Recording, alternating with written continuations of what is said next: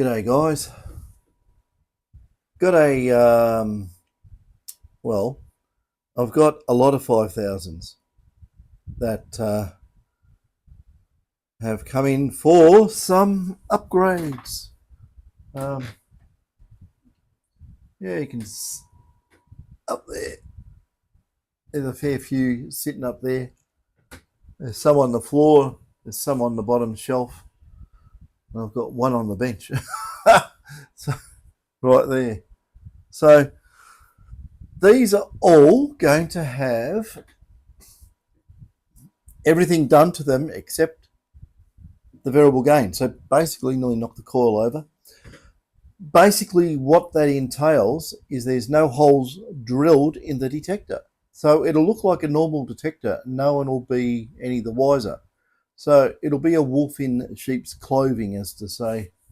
Anyway, I made a video and I was doing some tests and I had to stop and start again. And the reason being, I should know this stuff, but sometimes I just forget. Well, I don't forget, I just don't realise. I don't take any notice of it. When you do testing with coils, don't have a big coil of wire near it, anywhere near it. Because I had all these funny effects going on. I'm going, what's going on? It's getting all these double whammy sounds and cancellations and all sorts. I'm going, can't work that out. Oh, might as well show you what was happening. This is just on normal mode anyway, so I've got another microphone up there.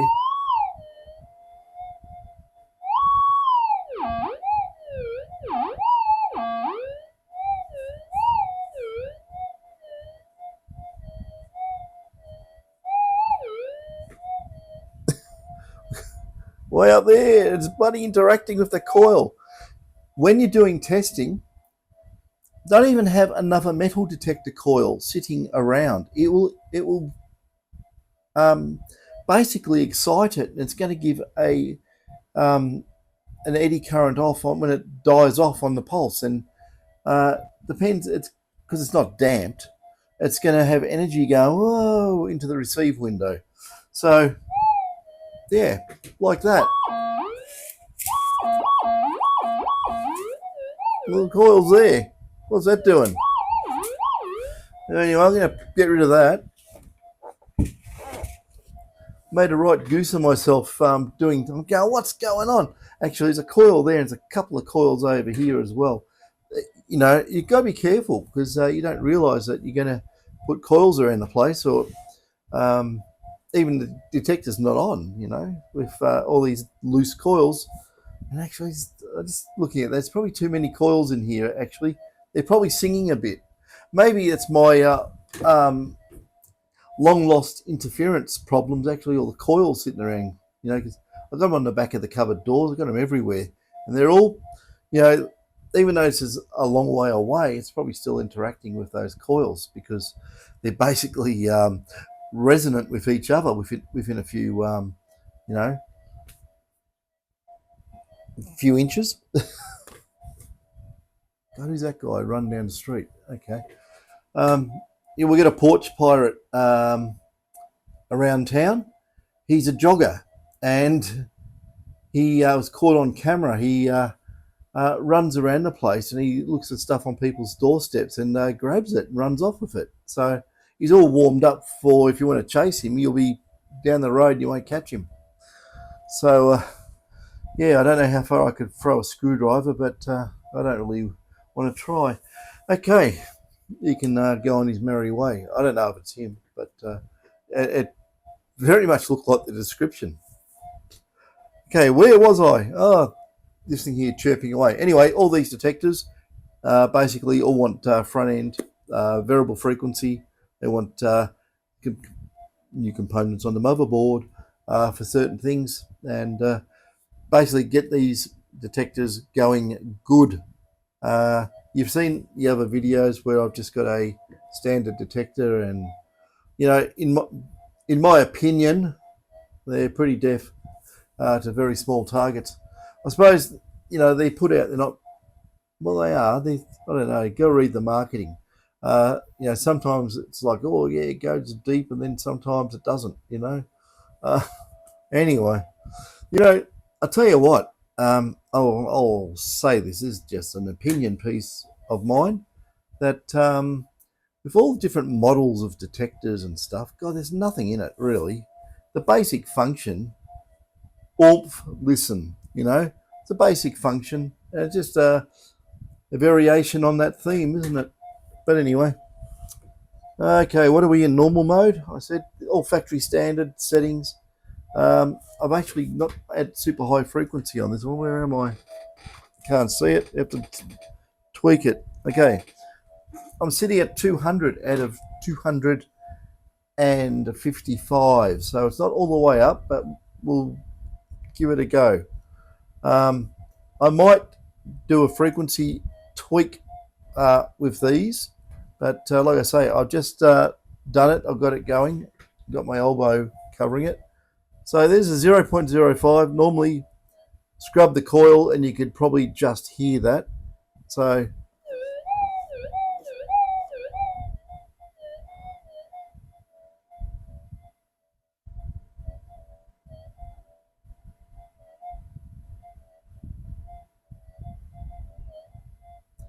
we're getting it up there somewhere.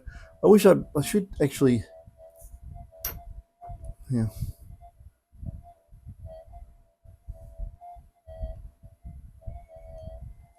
I'm banging it so it doesn't go across the damn windings properly.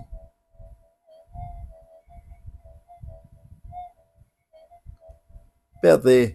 So that sort of distance, basically the bottom of the stick to the bottom of that. So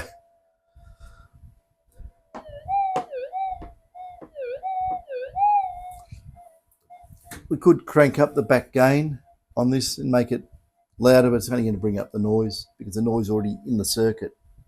So that's normal mode, that's 0.1 bigger mode. Someone out there again.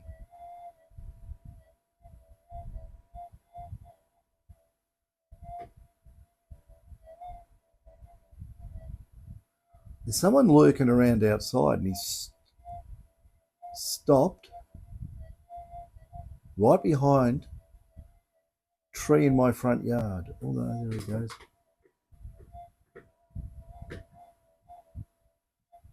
There's something funny going on, don't worry. I've got my waddy. Point one.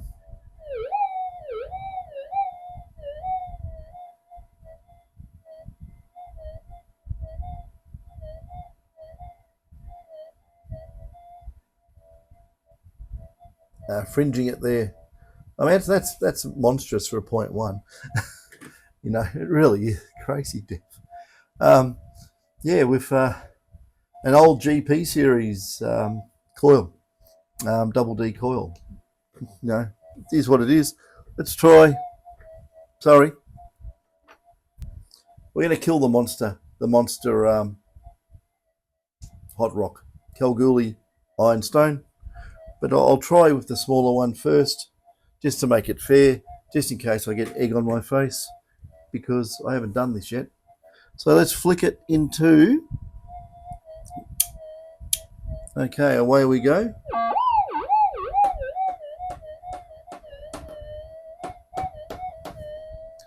One more flick, fast it.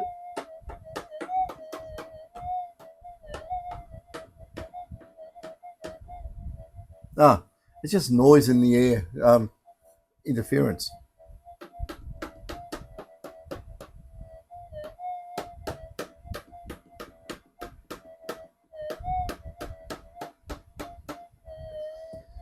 Try the big one and see if we can get rid of that.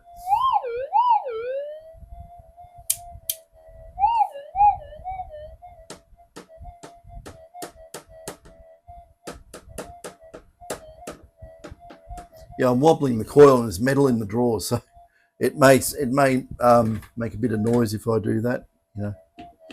Yeah, I can't push it too far over because there's metal there too. So yeah, there's metal everywhere. Dear me.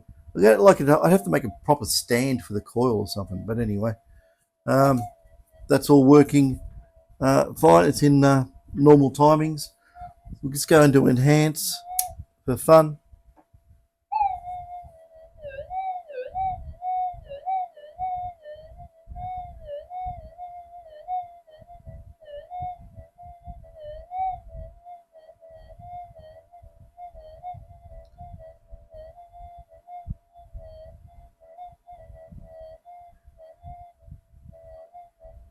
Yeah, it's way up here, but it's in the noise. It's the trouble again with the noise.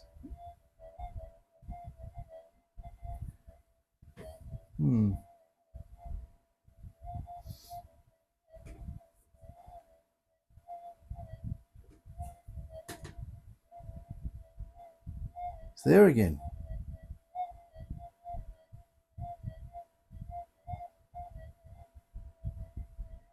Don't know what's going on. Okay.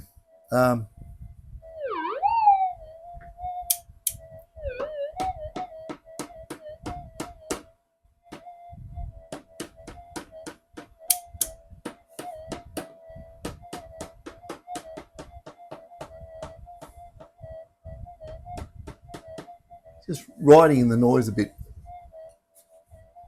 Oh, well, the noise is the same as, I don't know if it's making any damn difference actually. No, it's just the noise. So, kills the hot rocks. Fine gold.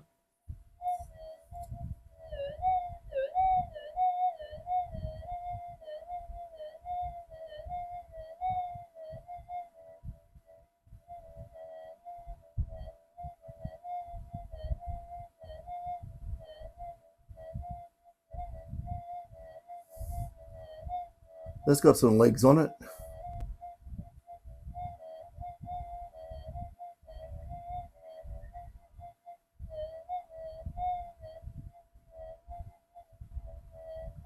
So that's in the noise, but it was just fringing where I was getting it. So remove the noise and it would be a lot better. I could put it into sensitive extra.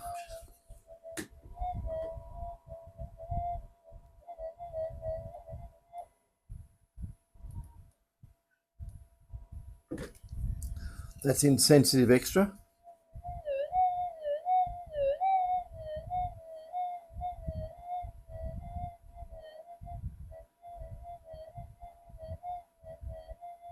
It's getting about the same as fine gold.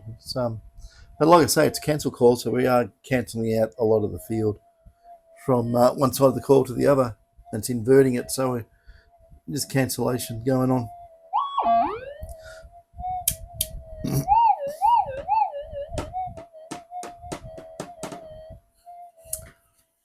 Sensitive extra doesn't care less about that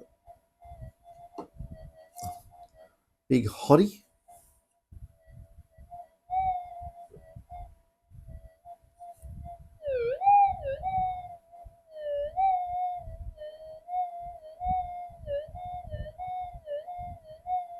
So guys, all your detectors will probably work like this. So I'm going to do them all the same. I'm probably going to tweak them a little bit more. I mean, the thing is, you got to be so damn careful. If you really crank up the clocking, it will affect. Not joking. Is this the same guy running around and round and round? See, what gets me, you don't go running wearing like, like a Canuck lumberjack jacket type coat thing. Looks like someone who chops wood for a living, running around with tracky pants on, running shoes, and a lumberjacket. I mean Canadian, shouldn't say Canuck, should I? But anyway, where are we? Oops. Oh dear me, I don't want to be in that. Sensitive extra. There we go. Back in there.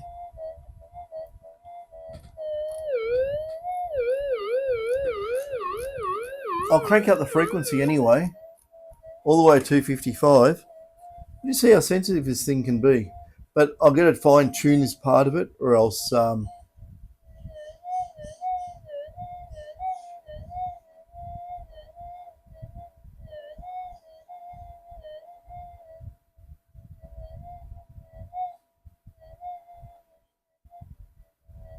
there and it gets into the noise. So that's high frequency in sensitive extra. So in fine gold, did you see someone running up and down? Okay, weird.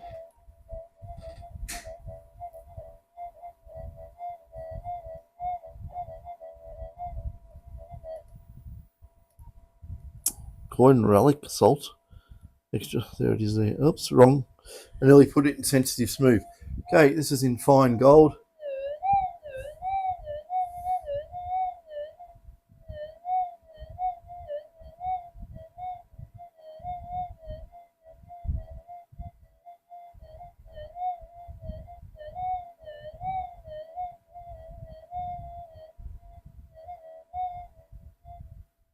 Yeah, too much back burble going on.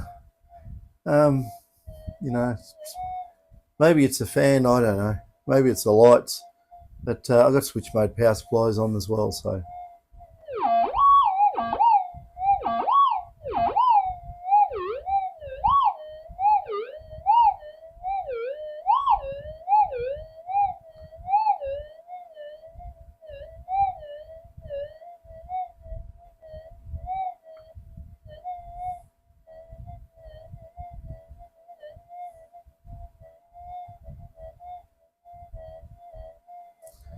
that's the 0.1.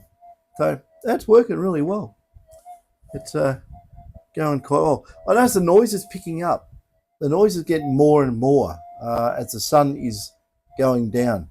So, maybe it's HF radio wave propagation or something, but yeah, it's always start of the day or end of the day. It's very, very noisy, and it's possibly that everyone's home with the TVs on.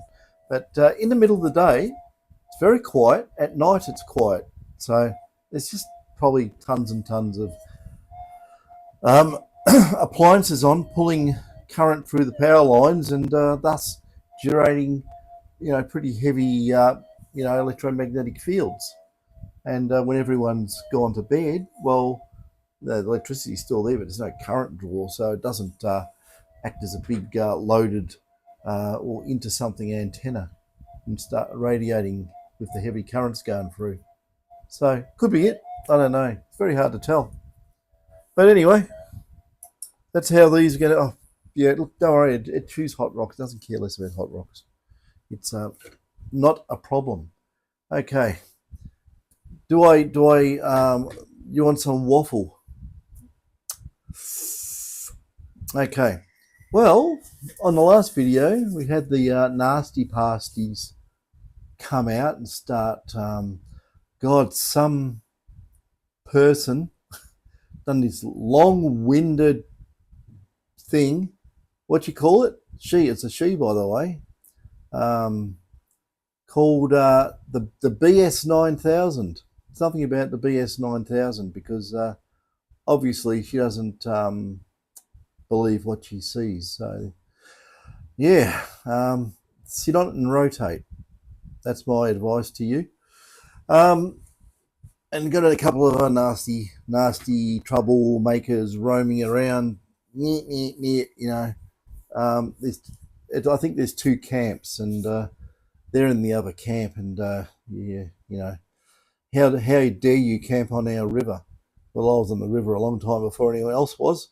So yeah, up yours too. Apart from that, what have we heard? We heard some interesting things.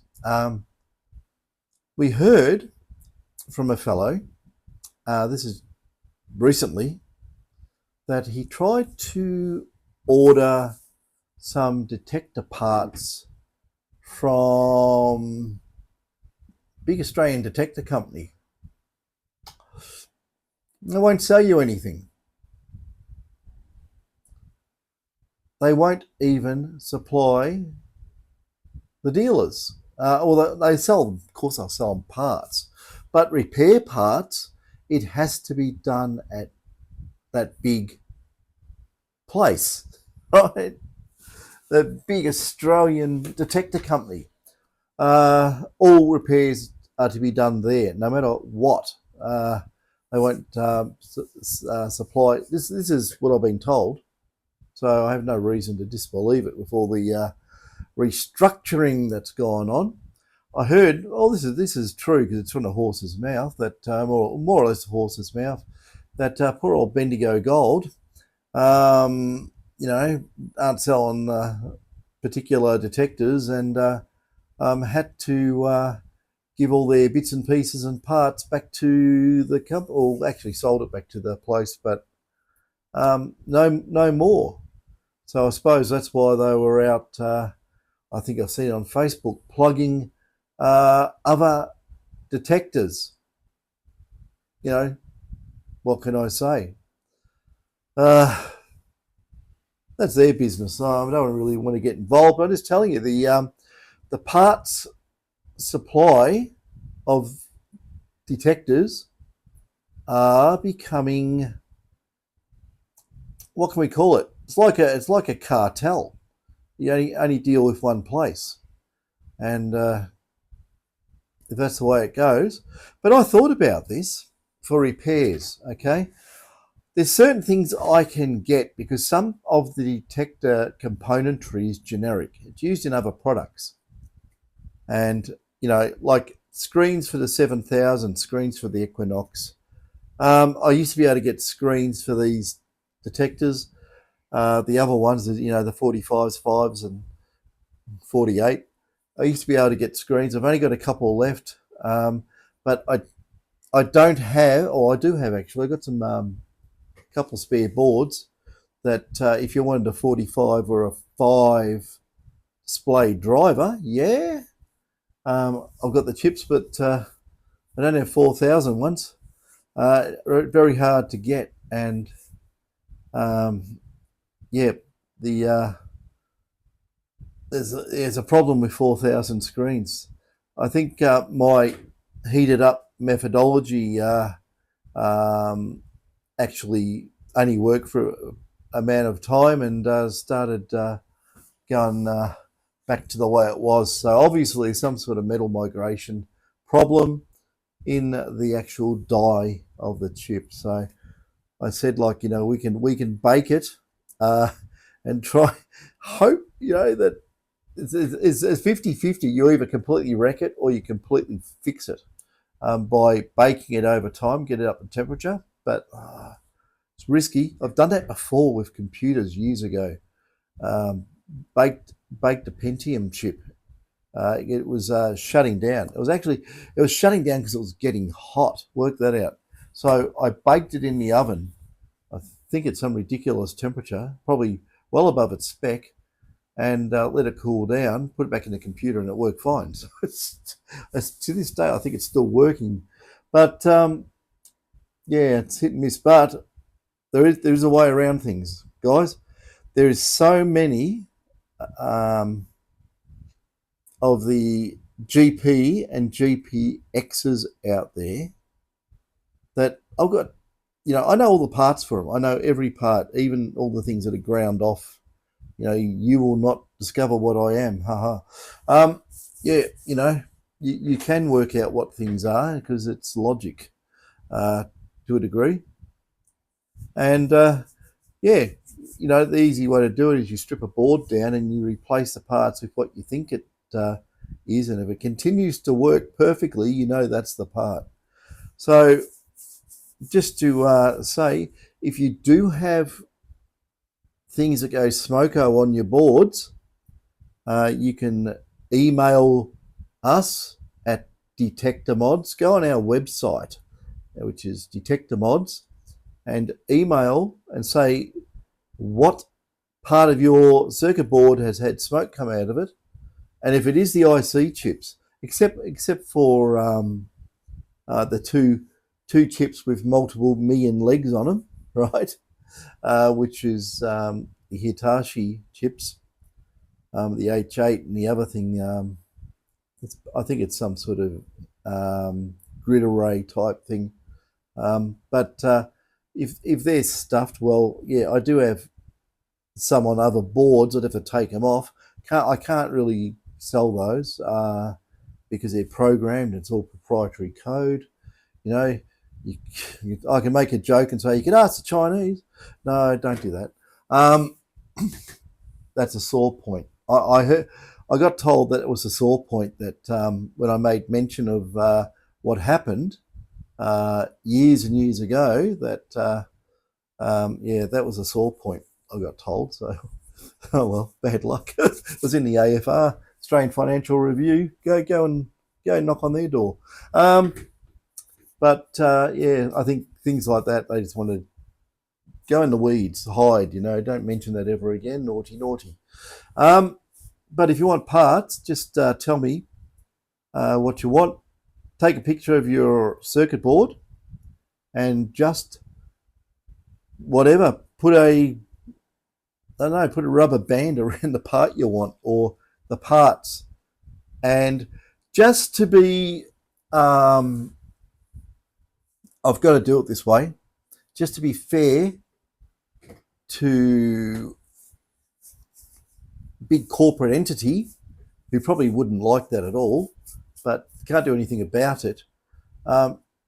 If there, say there's an Xperia part, well, I might have to give you an on semi part, right? The same number. But the thing is too, what I'll do, I will, just to keep it all above board, I'll grind the number off the chip. And I'll just tell you where it goes. I'll just put an arrow on it or something. It goes there. I don't know. But yeah, I have all the chips for these things. I have all the power MOSFETs, all the 4000 series stuff. Whatever. Yeah, I've got it all for everything, just about.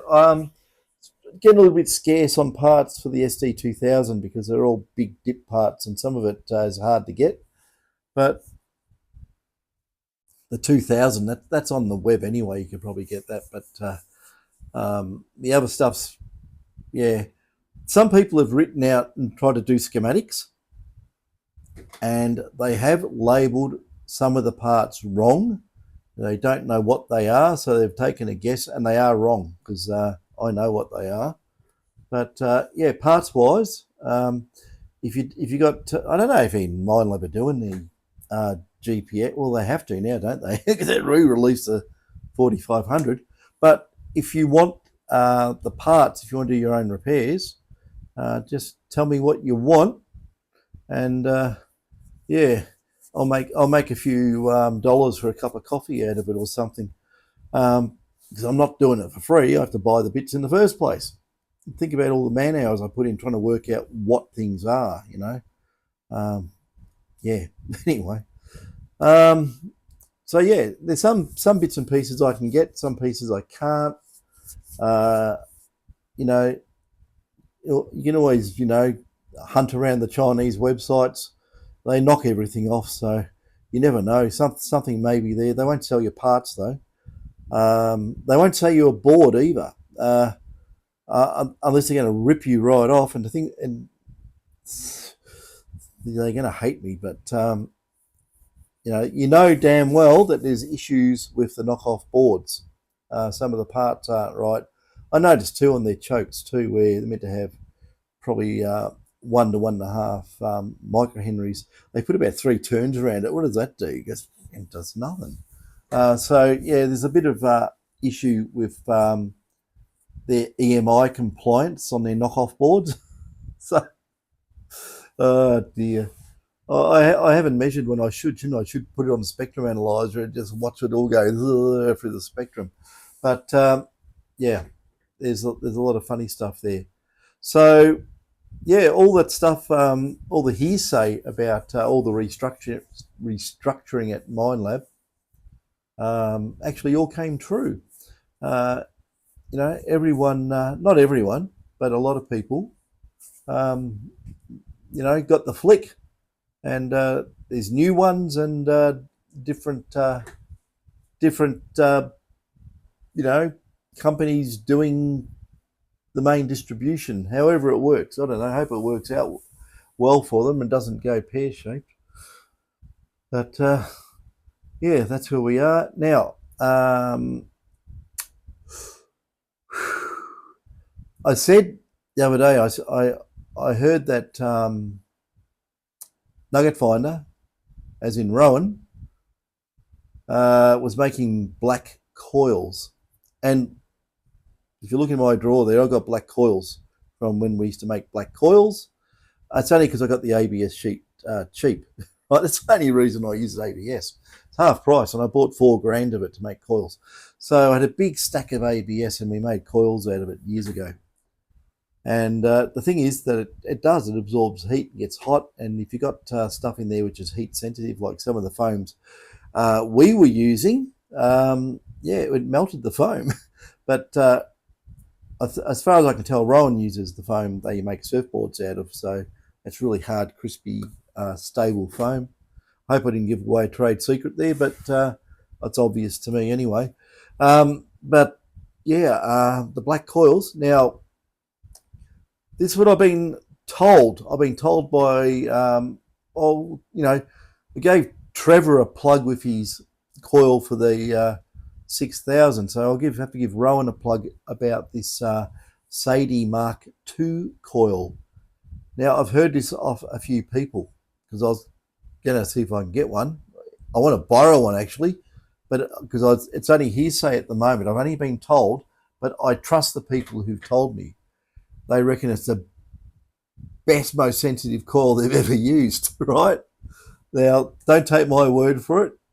You really got to try one out, I think. But if some of the people are saying it's a ripper of a coil, it's super sensitive, it's stable, and it gets gold where you may have just walked over it. So, yeah, I would love to get one and put it on the 5000, which I just did for myself, and to see how that goes. Because like I say, I do want to get out and test, or get a group and test this detector against other detectors. But I've got all these blasted things up here. They're staring at me, saying, I know everyone's probably going, no, if I can do my detector, I want to go out detecting. It's getting towards nice, more coolish weather coming, and they want to go detecting. So I can understand that. Just that, I got new bits. Look, this is the trouble. The whole thing's always in a flux of development, and I'm trying to push the limits on this. And I sometimes just sort of want the new stuff to come because it makes a better job. There's not much in it sometimes in the changes, but it does make a little change. So I just want to keep it, pumping it as best I can, try and get the best performance.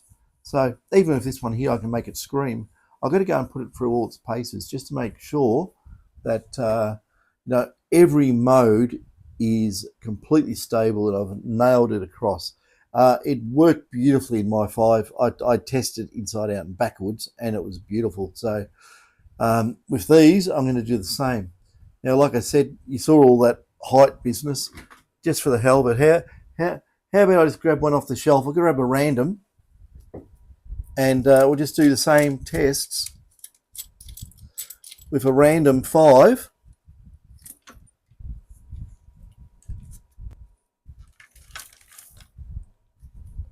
Okay, one random 5 coming up. Oh, one of the ones that just came in. Oh, this you'll know this is a random one. Oh, hang on, no. I mean, that's been through the war. That's a 45.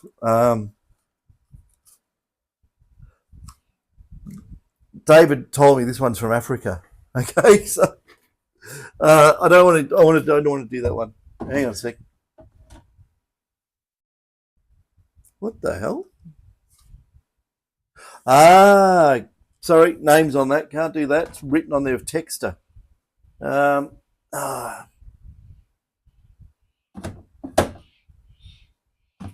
Okay. This one's got Oh, Jesus Christ.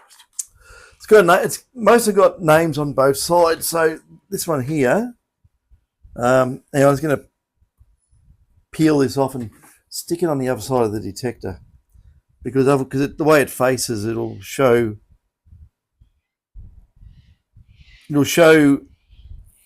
someone's details.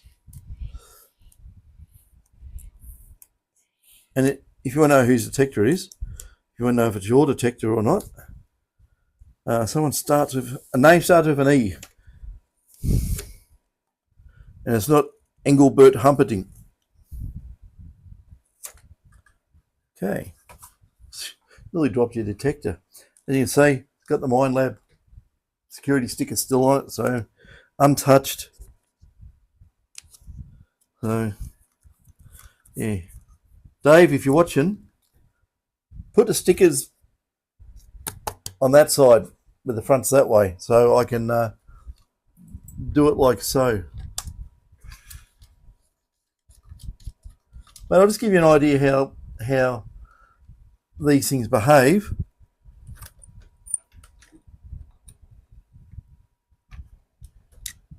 Okay, I'll just put it in factory default.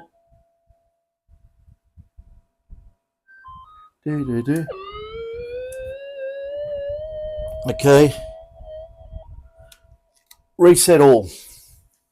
So reset all, and first of all, we got to go. We'll put it in deep. We'll put it in normal timings, and I'll put it in fix, and I'll flick it into tracking as we need. And it's noisy. I can do a frequency scan, but it'll still be noisy. I just know. So 0.05 normal. That's what I say. It's definitely a bloody post.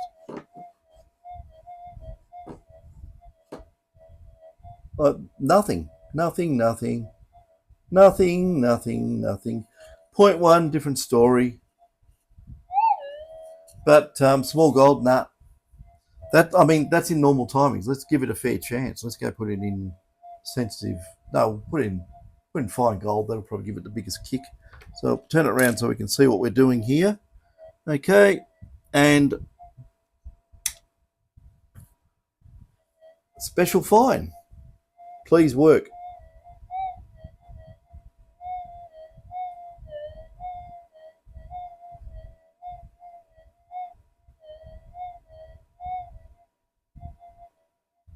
It's really wishy-washy. As soon as you get up near the mount height,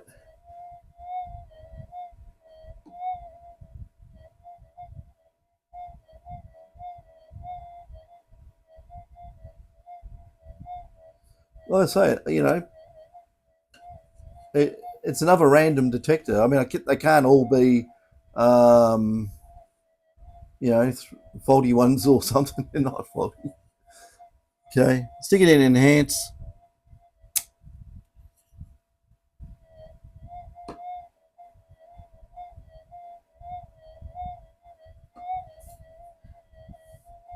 Oh, it's bloody noisy as too. I'll give it a free. I'll put it in normal timings.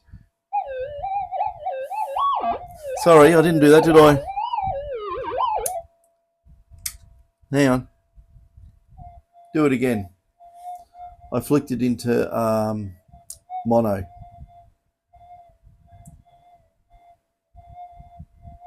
It's hunting.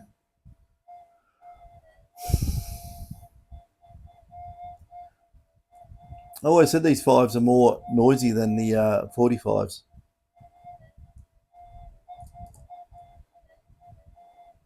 You can probably tell. Okay, we've done a frequency scan. Let's listen. It's chirpy as hell.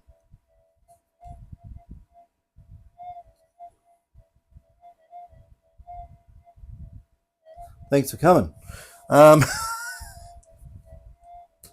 Oh dear. This is going to upset those Nurkins who like to cause issues. But anyway, I don't know. Special fine was probably better. That's just wishy-washy. Hang on. I'll stick it in sensitive extra. God, if you can see it. If you're not in the right angle with these, can't hardly see the display. Here we go. Where are we? Battery test. That's better.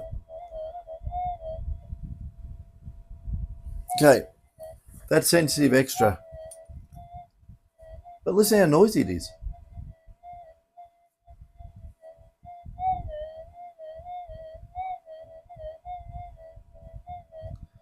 Gets a little bit better, but still wishy-washy. You're not gonna pull up on that unless it's on the coil.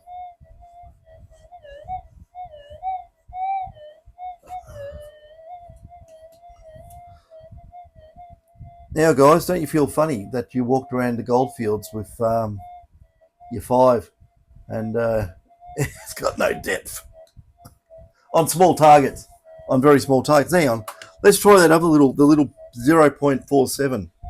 That little, there you go. See it in there, 0.47.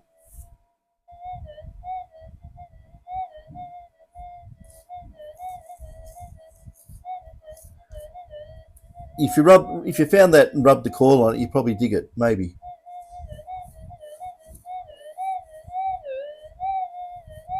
Trying to find a sweet spot right across the windings.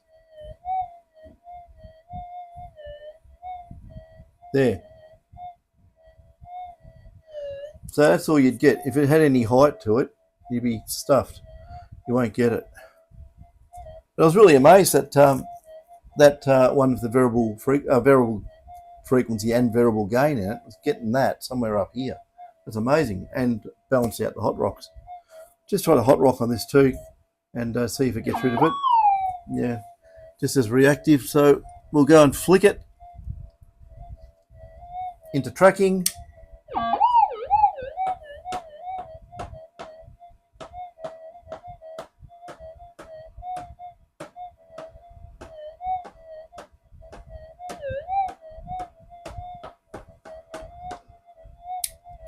Another flick.